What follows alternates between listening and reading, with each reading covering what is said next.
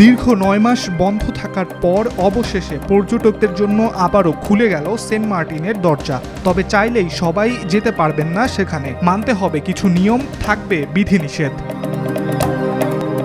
প্রতিদিন সর্বোচ্চ ২,০০০ পর্যটক সেন্ট মার্টিনে যাওয়ার সুযোগ পাবেন। সেন্ট মার্টিনে যাতায়াতের জন্য পর্যটকদের বাংলাদেশ ট্যুরিজম বোর্ডের স্বীকৃত ওয়েব পোর্টালের মাধ্যমে অনলাইনে টিকিট কিনতে হবে।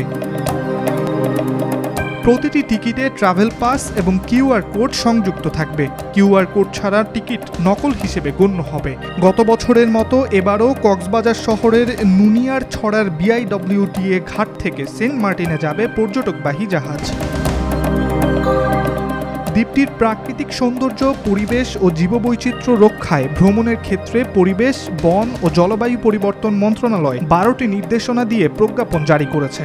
প্রজ্ঞাপন অনুযায়ী বিআইডব্লিউটিএ এবং পরিবেশ, বন ও জলবায়ু পরিবর্তন মন্ত্রণালয়ের অনুমোদন ছাড়া সেন্ট মার্টিন দ্বীপে কোনো নৌযান চলাচলের অনুমতি দিতে পারবে না।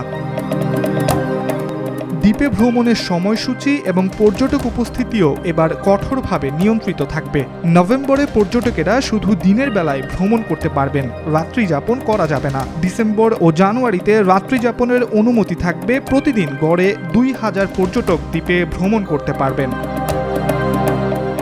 দ্বীপে রাতে সৈকতে আলো জ্বালানো, শব্দ সৃষ্টি বা বারবিকিউ পার্টি করা নিষিদ্ধ। কেয়াবনে প্রবেশ, কেয়া ফল সংগ্রহ বা ক্রয় বিক্রয়, সামুদ্রিক কাছিম, পাখি, প্রবাল, রাজকাঁকড়া, শামুক, ঝিনুক ও অন্যান্য জীববৈচিত্র্যের ক্ষতি করা কঠোরভাবে নিষিদ্ধ। এছাড়া সৈকতে মোটরসাইকেল, সি বাইক সহ যে কোনো মোটর চালিত যান চলাচল নিষিদ্ধ থাকবে। নিষিদ্ধ পলিথিন বহন করা যাবে না এবং একবার ব্যবহার্য প্লাস্টিক যেমন চিপসের প্যাকেট, প্লাস্টিক চামচ, স্ট্র, সাবান ও শ্যাম্পুর মিনি প্যাক, ৫০০ ও ১,০০০ মিলিলিটারের প্লাস্টিক বোতল ইত্যাদি বহনে নিরুৎসাহিত করা হয়েছে। পর্যটকদের নিজস্ব পানির ফ্লাস্ক সঙ্গে রাখার পরামর্শ দেওয়া হয়েছে। ইব্রাহিম হোসেন, আজকাল।